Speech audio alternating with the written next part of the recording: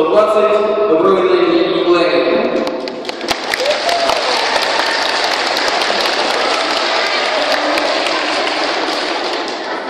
Дорогие ребята, я рада вас сегодня приветствовать на этом празднике. Празднике смотра и строя. И действительно, он всегда традиционно посвящен Дню защитника Отечества. Вот в преддверии этой замечательной даты я хочу поздравить всех мальчиков и мужчин нашей школы 120 с этим праздником. Вам здоровья, успехов и удачи. И еще одна знаменательная дата совпадает с нашим смотром. Это Олимпийские игры, которые проходят в Российской Федерации. И вот этот конкурс как раз такой, как Олимпийские игры, он командный.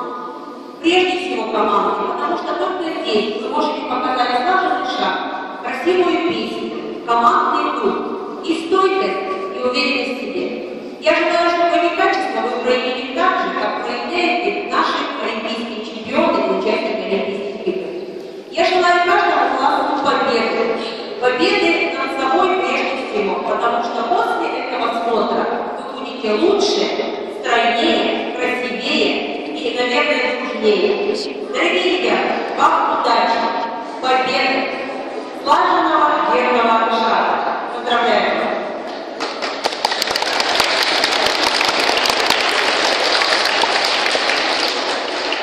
Участники